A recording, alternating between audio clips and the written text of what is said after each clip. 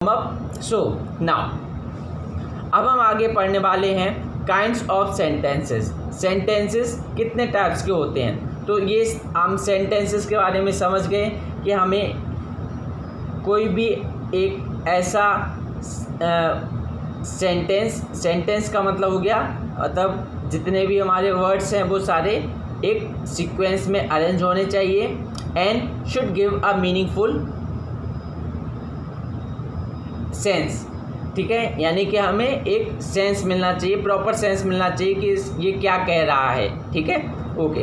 अब देखिए, अब अगर अब सेंटेंसेस हैं तो वो उसके टाइप्स भी होंगे, यानी कि उस काइंड्स ऑफ सेंटेंसेस भी होंगे, शॉर्ट्स ऑफ सेंटेंसेस।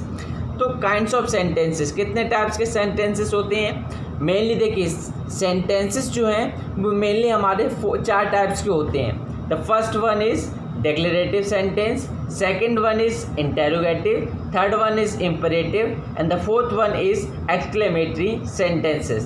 अब देखिए, फर्स्ट सेंटेंस की बात करते हैं, that is declarative sentences। so in the declarative sentences आप आसानी से समझ सकते हैं declarative sentences को, that is कि अगर आपको समझना है कि अगर आपके सामने अगर डायरेक्ट एक सेंटेंस लिख दिया जाए और आपसे पूछा जाए कि whether it is a declarative sentence और एनी वन एल्स, तो आपको क्या करना है, अगर आप तो जस्ट आपको ये देखना है कि उसमें फुल स्टॉप होना चाहिए और क्या सेंटेंस पॉजिटिव है या नेगेटिव है। तो ये 3 क्वालिटी हैं डिक्लेरेटिव सेंटेंस को जानने के लिए। अब डिक्लेरेटिव का मतलब क्या होता है? डिक्लेरेटिव का मतलब होता है कि हमने डिक्लेयर कर दिया कि या तो ये चीज़ ये सही है या ये चीज़ सही नहीं है। क्लियर? तो अब देखिए, अब इसमें आपको दे रखा है for example it is going to rain today, मतलब आज बारिश होने वाली है। ठीक है, तो देखो फुल स्टॉप लगा हुआ है। ठीक है, और हमने डिक्लेयर कर दिया कि हाँ आज बारिश होने वाली है, पॉजिटिव सेंटेंस है।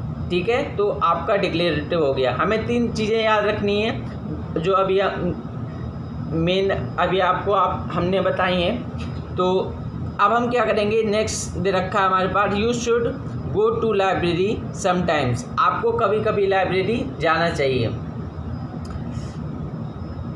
तो ये क्या है, एक तरह की क्या है कि आपको कभी कभी लाइब्रेरी जाना चाहिए। तो ये भी क्या है, एक पॉजिटिव सेंटेंस है और क्या आएगा ये मतलब that is it is a declarative one.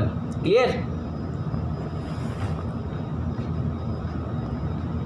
Now the next one is declarative sentences are of 2 types. ठीक है, अब 2 टाइप्स के डिक्लेरेटिव सेंटेंस होते हैं, हमने आपको पहले बता दिया था, एक तो पॉजिटिव और एक नेगेटिव। अब देखिए, पॉजिटिव को हम क्या बोलते हैं, अफर्मेटिव, और जो दूसरा होता है उसको हम नेगेटिव बोलते हैं। तो जैसे यहाँ पे अफर्मेटिव लिखा हुआ है, माधुरी सिंग्स वेल, यानी माधुरी अच्छा गाती है, यानी कि क्या ये पॉजिटिव सेंटेंस है, that is affirmative sentence. Next one is negative, Madhuri does not Singh well, तो माधुरी अच्छा नहीं गाती है, तो इसके लिए ये क्या है, ये नेगेटिव सेंटेंस है। नाउ नेगेटिव सेंटेंसेस हैव, देखो में क्या क्या क्या आता है generally, no, not, none, never etcetera. Clear? In then okay, so this was the declarative part of these sentences. Clear? आपको क्लियर हो आई होप आपको समझ में आया होगा कि डिक्लेरेटिव सेंटेंसेस क्या होते हैं। एक बार आपको सम अप कर देता हूँ कि डिक्लेरेटिव सेंटेंसेस में या तो सेंटेंस पॉजिटिव होगा, नेगेटिव होगा और फुल स्टॉप होगा ही होगा। क्लियर? तो ये है डिक्लेरेटिव सेंटेंसेस को जानने का तरीका। Now let's move towards interrogative sentences. Interrogative sentences क्या करते हैं, जनरली एक क्वेश्चन पूछते हैं। अब वो क्वेश्चन किस फॉर्म में होगा ये डिपेंड करता है कि क्वेश्चन हम किस तरीके से पूछ रहे हैं। एक्चुअल में आप जैसे कि अगर आपको बताया जाए, जैसे हमने पहला क्वेश्चन पूछा, did you brush your teeth, क्या आप अपने दांतों को ब्रश करते हैं तब क्लीन करते हैं, तो ऑब्वियसली इसमें क्या करेंगे आप, आंसर क्या देंगे, यस या फिर no. Then next one is where do you keep the cake, मतलब आपने केक को कहाँ रखा, तो आप उसको बताएंगे I kept the cake in the fridge, हमने जो केक है उसको फ्रिज में रखा हुआ है।